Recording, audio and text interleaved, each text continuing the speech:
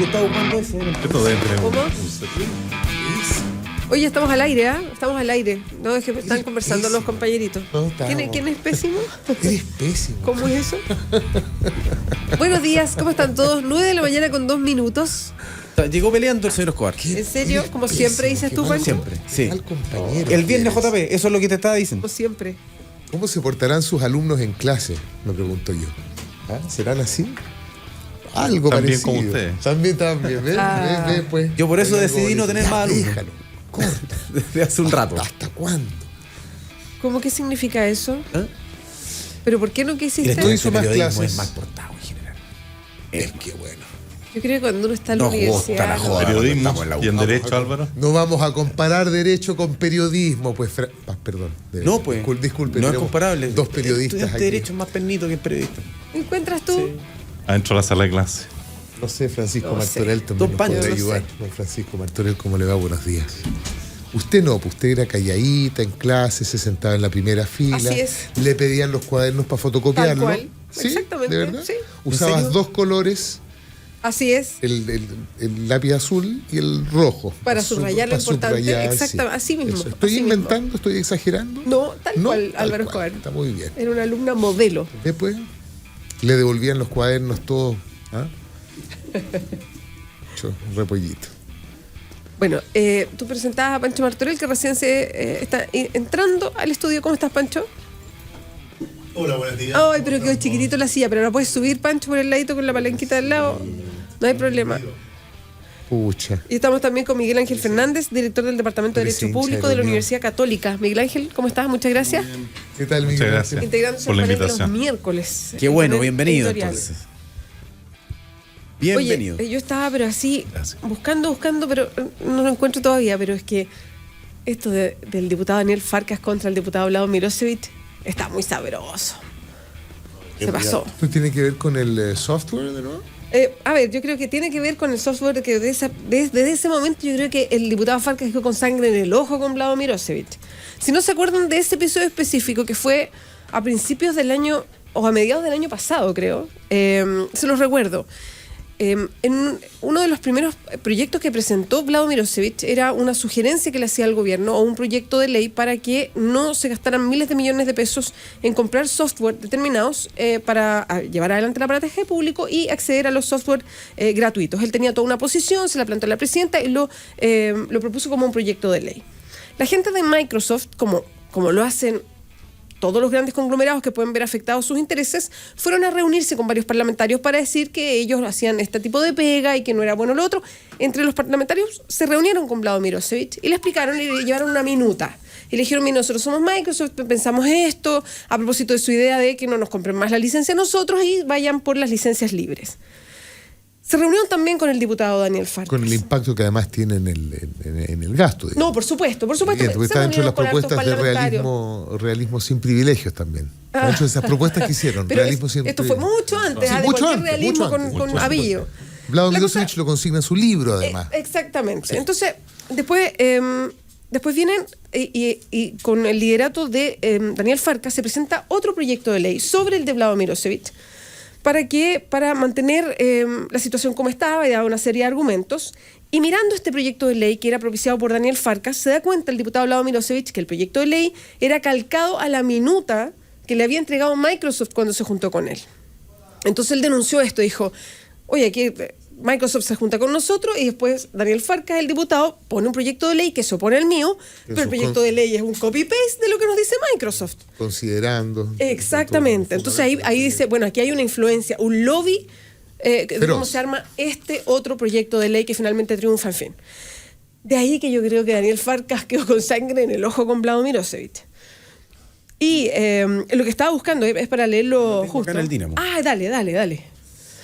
Dice que, bueno, efectivamente hay una polémica porque Daniel Farcas, el diputado, editó la biografía de Wikipedia de Vlado Mirosevic. En una parte donde Vlado Mirosevic dice y habla de este proyecto que menciona la Beatriz. No se puede creer. Dice que en la biografía del parlamentario liberal hacía referencia a su iniciativa para que el Estado usara software libre en sus computadores, recalcando que dicho proyecto fue bloqueado por otro presentado por el diputado Daniel Farcas a petición de grupos de lobby de Microsoft. Frente a esto, Farcas borró dicha frase, colocando en su lugar: esta falsa acusación es otra injuria que no tiene ninguna relación con la verdad. Además, el parlamentario reafirmó su acción a través de su cuenta de Twitter, recalcando que nunca hubo proyecto de ley. Jamás presentamos un proyecto en función del proyecto de acuerdo. Es lo que dice Farcas en su Twitter. Sin embargo, el afectado Vlado Mirosevic, dice el Dínamo, no quiso hacer eco de la polémica y solo se remitió a comentar en redes sociales que no se pierda tiempo en esto. Mejor pongamos ojo, pestaña y ceja al TPP. Ahí está parte de la polémica. Ayer yo leía, creo que en el The Clinic, decían, lo vieron chanchito entrando a Wikipedia de Vlado Mirosevic.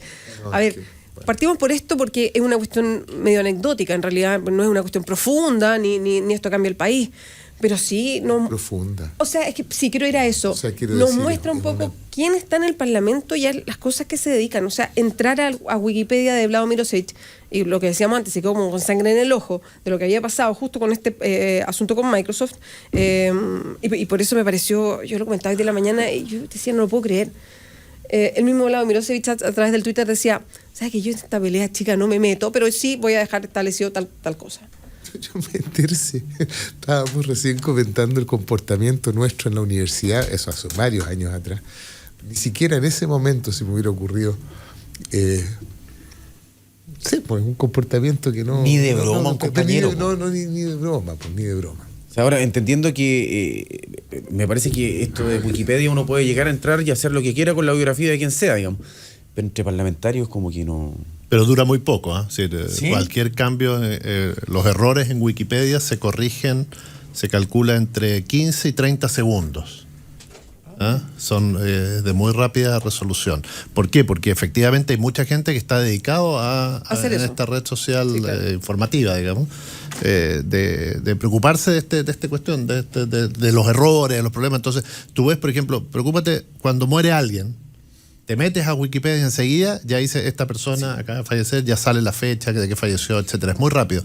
Y la posibilidad de edición es de cualquiera, pero queda registrada la intervención y además debe estar sustentada. Por lo tanto, si no está sustentada, dice falta cita o falta información al respecto. Efectivamente, si todos colaboraran con Wikipedia sería una herramienta cada vez mejor, por lo tanto es bueno que lo hagan. Ahora, efectivamente, meterse en las rencillas personales a solucionar problemas de Wikipedia me parece no solo una pérdida de tiempo, sino además ridículo, porque es así que hay gente en las redes sociales que se dedica a denunciar los autobombos o que se producen en Wikipedia. Entonces siguen a determinadas personas y cuando estas personas hacen algún cambio, inmediatamente las denuncian en Twitter y en Facebook y en otras redes sociales. Es un mundo bastante particular el de Wikipedia y es muy interesante porque uno en un comienzo la tenía como algo que era poco fiable. Y cada día Wikipedia es más confiable, hay más información, es importante, es una fuente digna de rescatarse a la hora de buscar información. Obviamente luego hay que chequearla, etcétera, pero hay muy buena información en Wikipedia. Es una buena fuente de referencia de datos. De pronto uno a través de Wikipedia puede encontrar acceso o el dato hacia otra fuente mucho más confiable desde el punto de vista del contenido más permanente de la información. Exacto. Santiago Escobar también llega a integrarse al panel del día miércoles. Santiago Escobar es coordinador editorial del Mostrador. ¿Cómo estás, Chago? Muy bien, muchas gracias y pidiendo disculpas por el atraso, sobre todo por la presencia de nuestro distinguido invitado de hoy día en la mañana, don Miguel Ángel Fernández. Así que está. Pero Chago, pasaste piola, pues si llegaste como 2 minutos o 3 minutos tarde. Chago, nosotros hemos llegado más pero tarde. estoy tratando de ordenarme. Pero nosotros llegamos de repente todos los días, Yo diría pero Lo ha hecho peor todavía. Yo diría que el programa La hemos empezó, tenido yo peor. creo que el programa empezó antes. Empezó uno para las Sí, 9. señor, Claro, usted sí. está en lo correcto. Sí. Sí, excelente observación del Pancho. ¿Por dónde ya, vamos a...? Parte usted. ¿Cuál es su tema de interés, Álvaro Escobar? Mi tema de interés es que tengo un conflicto con los temas de interés. ¿Por qué? Tengo la sensación de que se está hablando de cualquier cosa en estos días menos de política. Quiero decir, o de política en serio, esta tontera lo que acabamos de hablar, lo que acabamos de hacer mención, da cuenta efectivamente de tipo de personas que llegan... A mí no me deja impactar, ¿eh? Cuando yo leo Es que cosas es no impactante, puedo pero creer. impactante porque, bueno, pero alguien eligió a Daniel Farcas, po. Y un partido lo puso como candidato. Y alguien ¿no? lo puso como candidato. Y hay una agenda legislativa que es re interesante, que uno puede entrar a www.cámara.cl y entender cuál es la agenda legislativa de los parlamentarios. Pero tengo la sensación de que los proyectos de reforma de los que se estaban hablando hasta hace unas semanas atrás, digamos, perdieron foco. Creo que y se refleja también en las encuestas. Fíjate, a propósito de ¿a qué se lo adjudicaban? Al terremoto, a cómo había reaccionado la presidenta en el terremoto, en el tsunami, a un aumento, a que por lo menos había detenido la curva descendente en la desaprobación de la presidenta de la República, de la reforma laboral, salvo las reacciones a los que, digamos, estamos acostumbrados desde que se inició la discusión de la reforma laboral.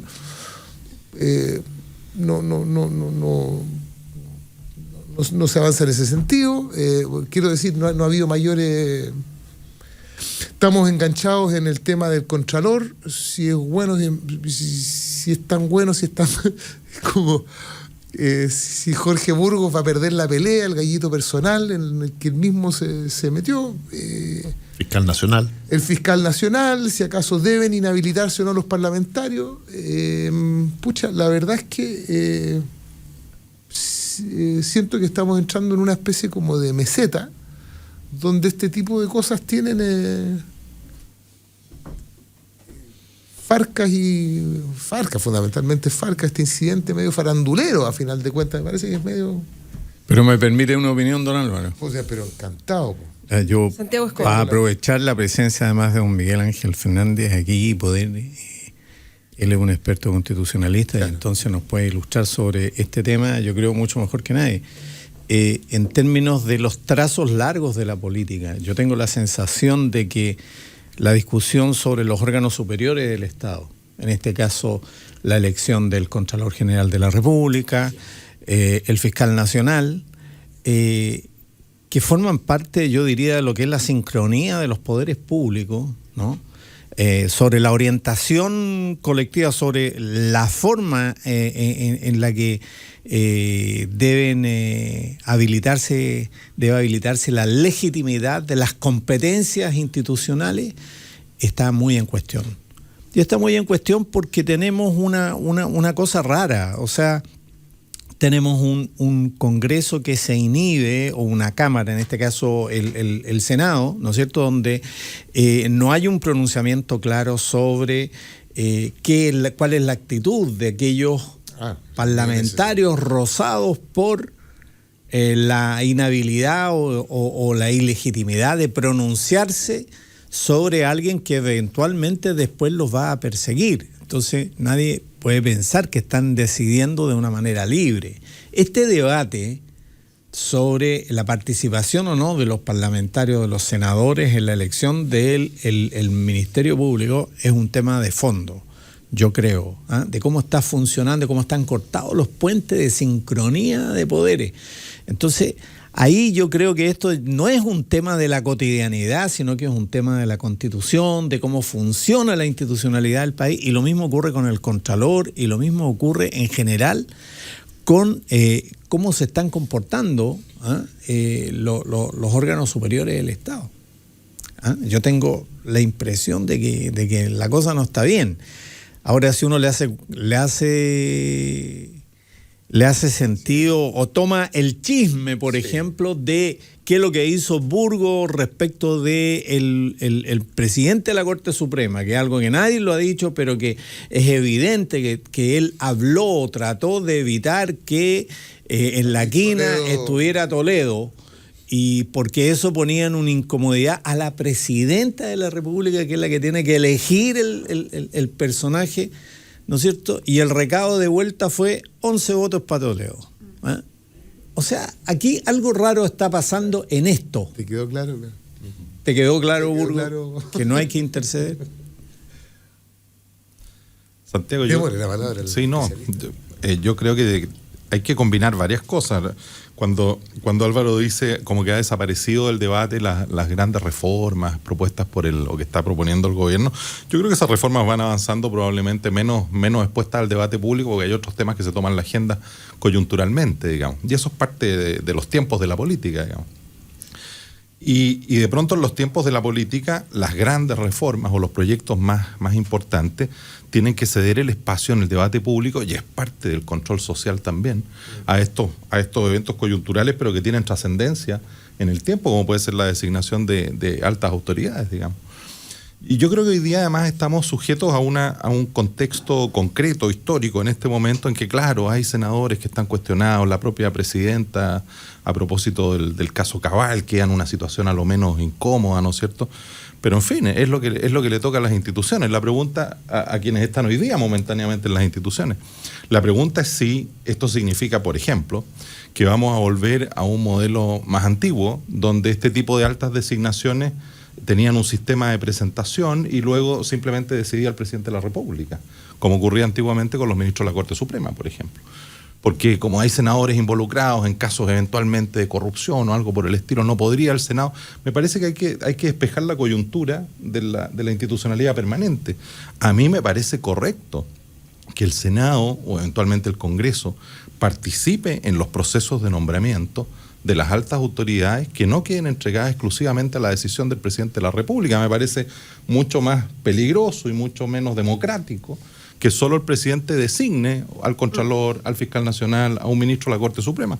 Creo que la intervención del Senado o del Congreso Nacional es interesante, digamos, es un aporte, sin perjuicio a la coyuntura de hoy día, digamos. Pero es una consideración de orden institucional entender cómo reaccionan circunstancialmente quienes integran un poder del Estado, como es el Senado, por ejemplo, cuando se les roza, me parece que fue la palabra que usó Santiago Escobar, con casos bueno, como los que se conocen, son distintos los casos, son ¿cuántos? ¿Será un tercio del Senado que está? Sí, más o menos. Son 8, ¿no? Son 7 u 8 senadores aparentemente los que están siendo objeto de alguna investigación más directa o más indirecta, digamos.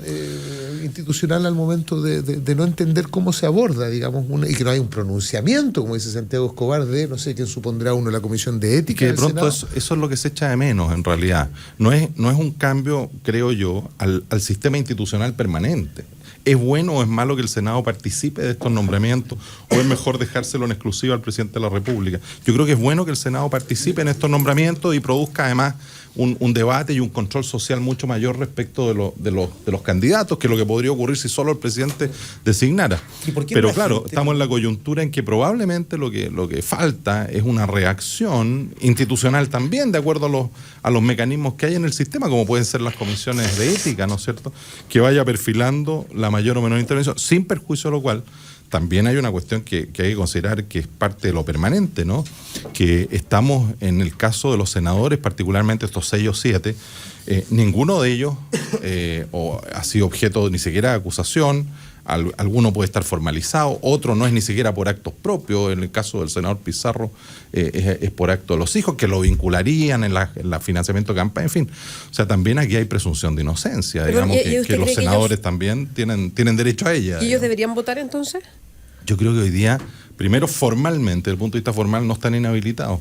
Y me parece que desde un punto de vista de fondo, yo recojo las palabras de la senadora Allende, en el sentido que puede haber actos de prudencia política, que son actos personales o institucionales, en que los partidos podrán recomendar, el Senado podrá tener alguna posición, pero me parece que ellos no están inhabilitados hoy día para votar. Habría que ver probablemente caso a caso, tal vez haya matices, además en los distintos casos, pero decir, mira, hay 6 o 7 que han sido mencionados en esta o en otras investigaciones, por lo tanto quedan automáticamente inhabilitados. Me parece que eso es una condena anticipada, digamos. Sí, pero eso es lo legal, pero en lo ético, ¿qué pasa? ¿No llegó el momento de modificar un poco la manera de nominar ciertas autoridades del Estado, como el fiscal nacional, por ejemplo, en el sentido de que hoy día hasta la presidenta está cuestionada? O sea, si el día de mañana el investigado del presidente de la República se tiene que inhabilitar inmediatamente. Estoy de acuerdo. Familia. Yo estoy de acuerdo en que a lo mejor hay que introducir. Nosotros no estábamos acostumbrados en Chile a que nuestras más altas autoridades estuvieran siendo investigadas, por lo menos con este nivel de exposición pública, digamos. Y que yo creo que es muy bueno que sea así, digamos, que la más alta autoridad, que cualquier persona en Chile quede expuesta al control de todos los órganos de la Fiscalía y a través de ellos de los medios de comunicación, con respeto de su vida privada, de su dignidad, en fin. Y por lo tanto tal vez va a haber que introducir mecanismos que generen el incentivo o que obliguen a hacer lo que Álvaro pide, ¿no? Hoy día esos mecanismos dependen un poco de la buena voluntad del sistema. A lo mejor hay que introducir mecanismos que generen inhabilidades para ciertas hipótesis, en ciertos casos. Cuando usted está haciendo, a lo mejor tenemos que tomar la decisión como sociedad de decir cuando una autoridad, un senador o el presidente de la República está siendo objeto de una investigación en tal o cual etapa, tendremos que definirlo, ¿no es cierto? Va a quedar inhabilitado. Pero hoy día me parece, en el caso de la presidenta de la República, ella no está siendo objeto de ninguna investigación. Es una investigación que está vinculada a una empresa en la que tenía participación su hijo, su nuera, en fin. Ella no puede tener una inhabilidad que de nuevo a mí me parece apunta más bien a la prudencia política, si uno quisiera ponerla en esos términos. Ahora, si queremos avanzar en incorporar eso como una norma y decir, mira, en el caso de que el hijo de la presidenta esté siendo objeto de una investigación por el Ministerio Público, no podrá participar en la designación del fiscal nacional, eso habrá que evaluarlo, digamos. Ahora, todo eso también, Miguel Ángel, entraña un peligro, es decir, se puede manipular las denuncias con el objeto de sacar del juego político a un grupo de senadores. Por eso que a mí me parece peligroso, porque de pronto uno dice, mire, en lo formal, en lo que dice la ley, no hay inhabilidad, pero vamos más allá. Yo creo que hay que tener cuidado cuando justamente la ley ha fijado un criterio, cualquiera que este sea, que podrá ser mayor o menor y podremos modificarlo. Pero decir, no, mire, olvídese de la ley, si yo sé que legalmente no tiene por qué inhabilitarse, pero me parece que debería inhabilitarse. Esto es un incentivo a denuncias truchas, a mecanismos de inhabilidad más bien por cuestiones de orden moral, podríamos decir, que pueden tener mucho sustento y puede ser razonable que ocurra así, digamos. Pero me parece que el estándar que fijan las normas, que podremos a lo mejor estar conscientes que tenemos que cambiarlo y hacerlo mucho más exigente. Pero hoy día decir, no, mire, es que moralmente el senador Pizarro está inhabilitado porque sus hijos están siendo objeto de una investigación que eventualmente podría vincularlo al financiamiento irregular de platas de su propia campaña. Me parece que eso es ir muy lejos. Más allá que el senador Pizarro pudiera decir, oiga, yo me voy a inhabilitar porque considero o que la Comisión de Ética pudiera fijar a lo mejor algunos criterios en sus dictámenes. Pero podría... Gloria de la Fuente. Buenos días. ¿Cómo estás, Gloria? Muy buenos días. No, pero además yo creo que hay una cosa que es un trabajo previo, que me parece que es muy razonable que el criterio, básicamente el criterio que establecía la senadora Allende ayer, pero me parece que además hay una señal previa que no se ha dado todavía, y los partidos políticos en Chile en general no han dado señales contundentes respecto a qué es lo que pasa con algunos de sus militantes. En el caso, por ejemplo, del senador Rossi, si hay una decisión y finalmente hay una especie de congelamiento de su militancia mientras no se prueben o no terminen los hechos, pero en general los parlamentarios y los partidos políticos en Chile en esa materia están al debe. Entonces, sería además, yo creo, la señal bien contradictoria que haya una norma específica si en realidad los partidos políticos previamente no han hecho en la práctica la tarea que tienen que hacer, que es inhabilitar, congelar o establecer alguna instancia interna, que los partidos políticos por lo demás la tienen, para poder generar sanciones o algún tipo de congelamiento a las militancias. Pero yo quiero rescatar de nuevo el valor de la formalidad. Porque yo estoy de acuerdo, y eso me parece, y por eso coincidía con Álvaro, en términos que aquí me parece que hay un déficit de reacción, en algún sentido, de las instituciones, más allá de lo que dice la ley, efectivamente. Y entonces, a lo mejor, uno podría decir, mire, los partidos políticos pueden establecer en sus propios estatutos internos situaciones como esta como causales de, al menos, de congelamiento de militancia u otro tipo de decisiones. Pero hoy día aparentemente no están previstas en los estatutos de los partidos tampoco. Entonces uno dice, bueno, pero que los partidos digan que está mal lo que hicieron algunos de sus militantes, en fin, aunque... Pero yo insisto, hay que ser cuidadoso en este tipo de construcción de infracciones, de delitos, en un sentido no propiamente jurídico, de delitos por lo que parece que pasó, por lo que pudiera haber pasado. Es que estos son los peores siempre estos son los peores momentos para generar normas la coyuntura con la permanencia.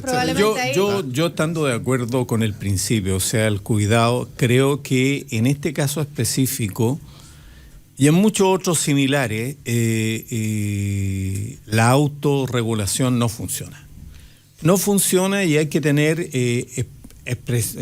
una manifestación explícita sobre inhabilidades, sobre cómo no se debe pronunciar. Yo me recuerdo el caso del juez en el juicio de Augusto Pinochet en Londres, que tuvo que salir del panel de jueces específicamente porque había hecho una contribución a una organización de carácter ambiental o de defensa, en fin, que se suponía lo predisponía, ¿no es cierto?, a participar en el enjuiciamiento de... Incluso creo que era la esposa. Era más que eso, participaba. más que eso, era su señora era la esposa o su representante de señora. Amnesty International, Exacto, que era uno de los creyentes. Exacto. Bueno, Lord pero Hoffman.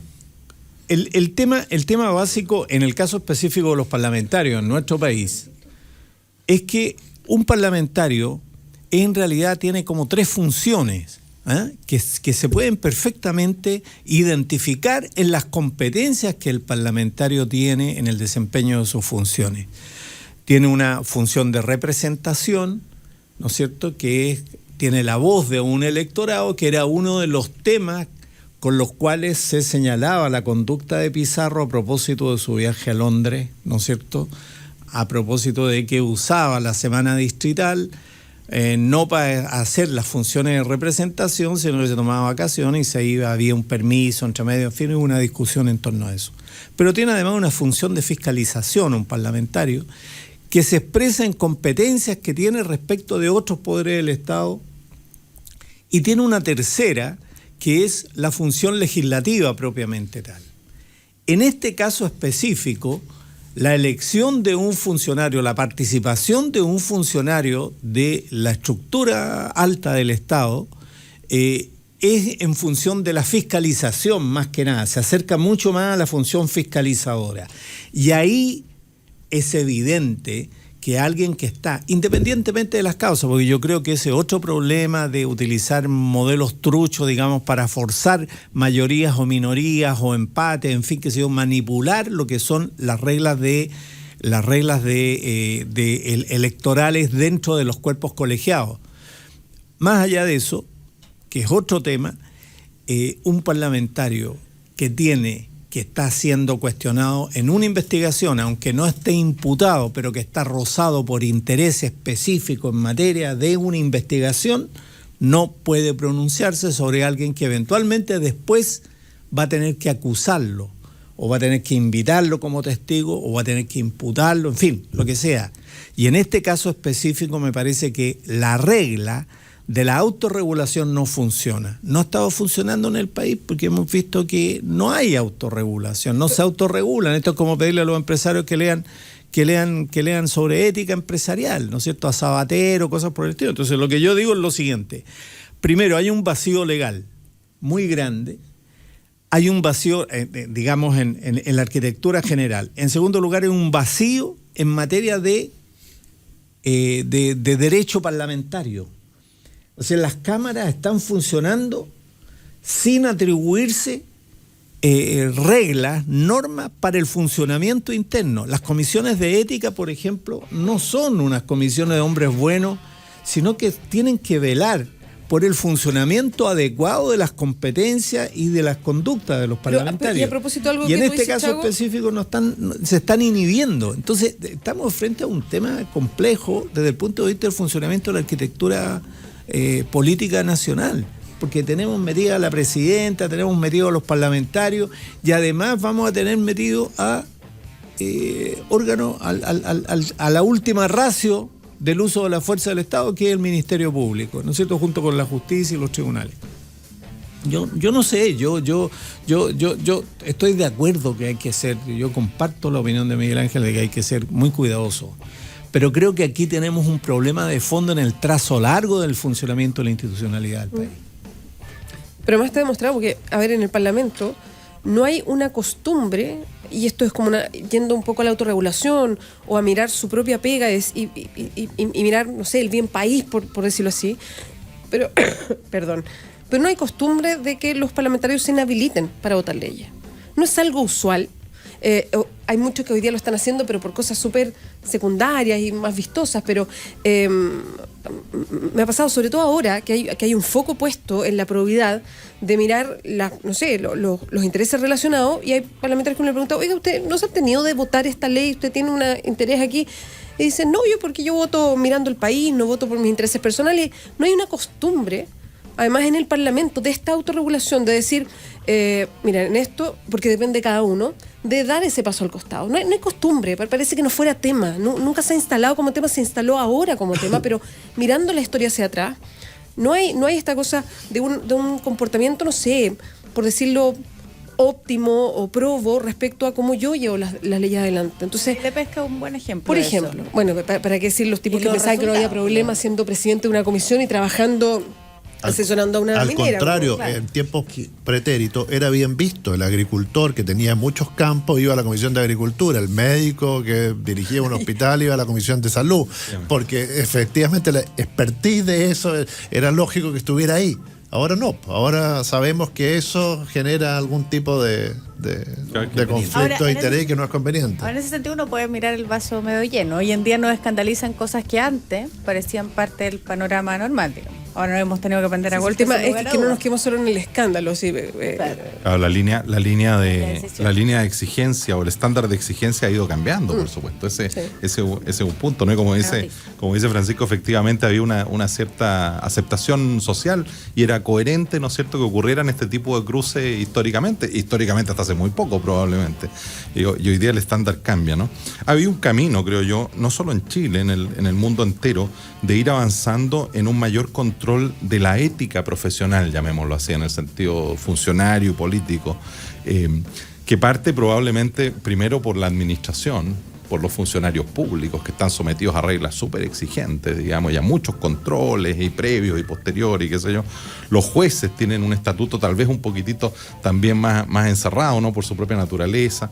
Y tal vez en materia parlamentaria falta esto, ¿no? Falta, y es la sociedad la que va a ir empujando, y yo creo que Santiago tiene razón, en el sentido que parece que se nos ha presentado un vacío que antes no existía, ¿no es cierto?, desde el punto de vista de la legislación en materia de control de conflictos de interés o de este tipo